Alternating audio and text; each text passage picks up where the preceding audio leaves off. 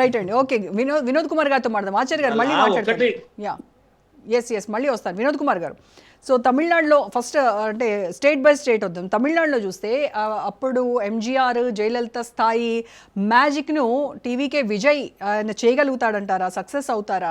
అంటే ఆయన చీల్చేటువంటి ఓట్లు ఇటు స్టాలిన్ వ్యతిరేక ఓట్లు అంటారా, లేకపోతే అన్నా డిఎంకేకి ఉన్నటువంటి సంప్రదాయ ఓట్స్ ఏవైతే ఉన్నాయో అవి చీల్తాయంటారా? మీ అనాలిసిస్ ఏంటి?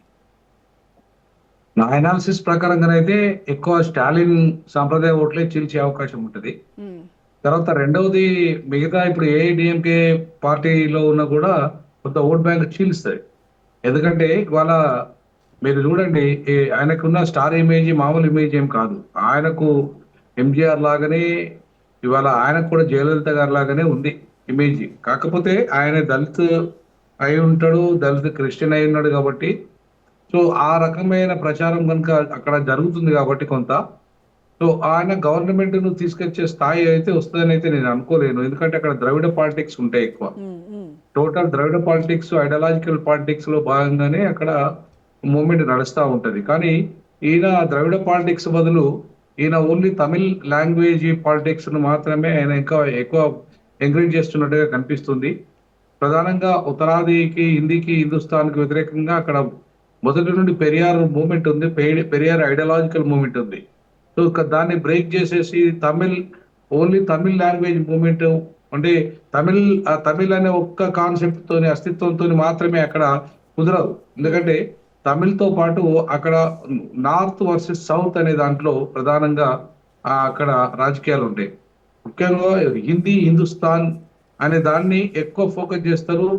ఎక్కువ వాళ్ళ భాషను కానీ ఆ ప్రాంత ఆధిపత్యాన్ని కానీ వ్యతిరేకిస్తారు. సో ఈయన విషయానికి వస్తే మాత్రం ఆయన బీజేపీతో ఇంటర్నల్ గా కలిసే ఉండడం అనేది అక్కడ ప్రచారం జరుగుతుంది తమిళనాడులో బాగా.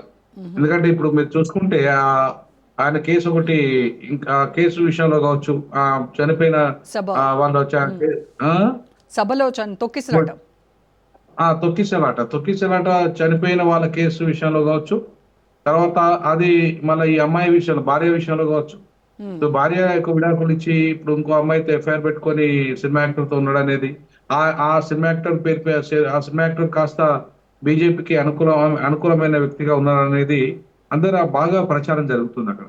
సో కాబట్టి బీజేపీకి గా మారాడు విజయ్ అనేది ప్రచారం అయితే విస్తృతంగా అక్కడ ఉన్న కారణంగా ఇవాళ విజయ్ థంబింగ్ మెజారిటీ వచ్చి అధికారంలోకి వస్తాడైతే నేను అనుకోను.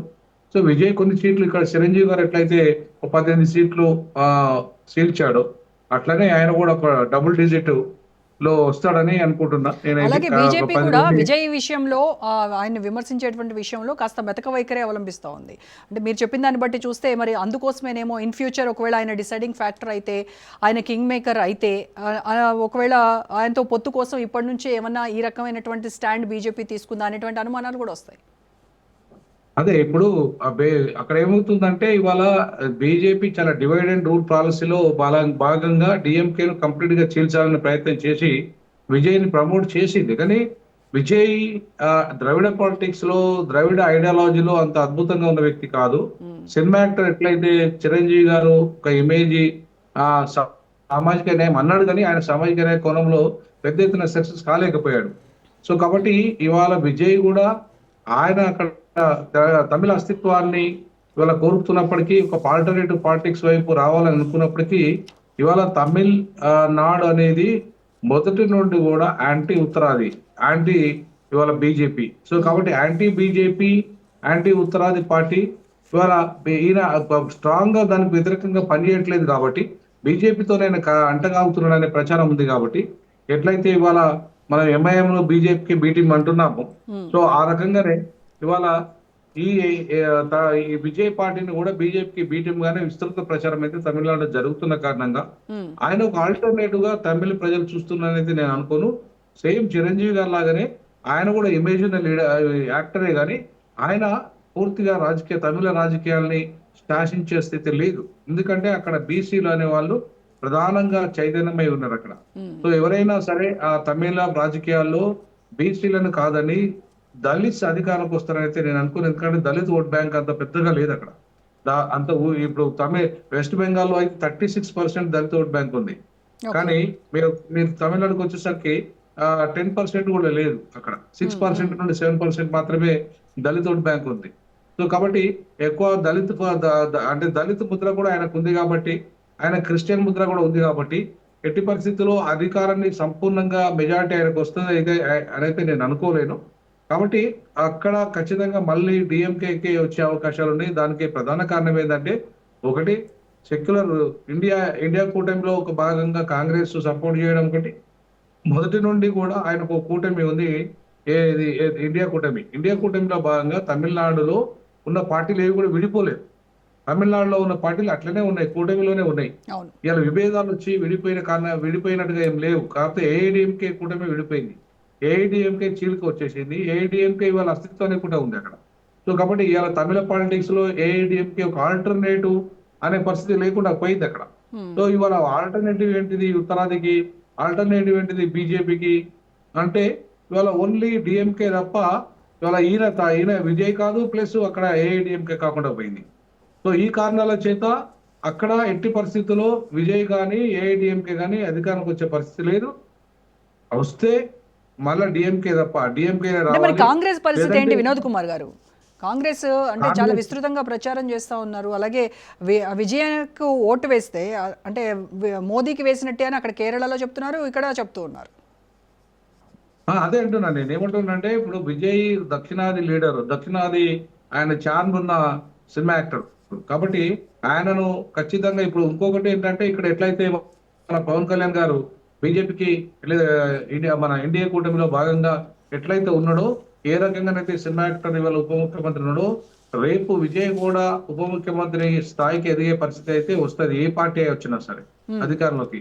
ఒకవేళ కనుక ఆయన కింగ్ మేకర్ అయ్యే అవకాశం అయితే ఉంది. సో కింగ్ మేకర్ అయ్యి ఒకవేళ కాంగ్రెస్ కాదని విజయ్ వైపు కనుక ఓట్ బ్యాంక్ పోయితే ఎట్టి పరిస్థితుల్లో ఆయన కింగ్ మేకర్ అవుతాడు. అక్కడ అధికారం పంచుకోవాలి కాబట్టి విజయ్తో కూడా డిఎంకే అధికారాన్ని పంచుకోవడానికి స్కోప్ ఉంది. ఎందుకంటే ఆయన ఇండిపెండెంట్ గానే పోతున్నాడు. బీజేపీతో సరే ఇంటర్నల్ అంటకాగుతున్నాడని చెప్పి అన్నప్పటికీ కూడా ఒకవేళ ఆయన కింగ్ మేకర్ అయితే ఎట్టి పరిస్థితుల్లో డిఎంకే కూడా అలయన్స్ పోయే అవకాశం ఉంది అక్కడ విజయ్తో. కానీ ఇవాళ కింగ్ మేకర్ అవుతాడా లేదా అనే దాంట్లో కీలకంగా విజయ్ కొన్ని ఫాలోవర్స్ బట్టి, విజయ్ తీసుకునే స్ట్రాటజీలను బట్టి ఉంటది. ఇవాళ విజయ్ స్టార్టింగ్ లో ఉన్నంత ఇమేజ్ ఇప్పుడు లేకుండా పోయింది. ఎందుకంటే భార్య కూడా దూరం అయిపోయింది. తర్వాత బీజేపీకి పూర్తి స్థాయిలో సరెండర్ అయిపోయాడు అనేది ఒకటి వచ్చింది. రెండవది ఐడియాలజికల్ గా స్ట్రాంగ్ గా డిఎంకే ఇప్పటికీ కూడా డిఎంకేనే ఇవాళ తమిళనాడు పేరును కూడా మారుస్తుంది బీజేపీ అధికారంలోకి వస్తే అని చెప్పి ఇవాళ బాగా విస్తృతంగా ప్రచారం అవుతుంది. అయితే వినోద్ గారు మరి స్టాలిన్ పవర్ షేరింగ్ ఇచ్చేటువంటి ప్రసక్తే లేదని చెప్తూ ఉన్నారు కదా. ఎవరికి? విజయ్కా? ఎవరి అంటే వాళ్ళతో పొత్తు ఎవరికి కలిసినా కూడా పవర్ షేరింగ్ అనేది వాళ్ళు రాజకీయాల్లో ఏదైనా సాధ్యమేనండి. ఎవరు శాస్త్ర మిత్రులు కానీ శాస్త్ర శత్రువులు కానీ ఉండరు రాజకీయాల్లో. సో కాబట్టి ఆ ఎట్టి పరిస్థితుల్లో విజయ్ కూడా మడిగట్టుకొని ఉంటాడని నేను అయితే అనుకోను. విజయ్కి కూడా రాజకీయాల్లోకి వచ్చడానికి కారణం ఏంది? రాజకీయాల్లో ఆయన వచ్చి ఏదో పవర్ అధికారాన్ని సంపాదించుకోవాలని అనుకుంటున్నాడు కాబట్టి ఆయన కింగ్ మేకర్ అయితే గ్యారంటీగా ఎట్టి పరిస్థితుల్లో డిఎంకే కూడా ఆయన వాడుకునే అవకాశం ఉంది.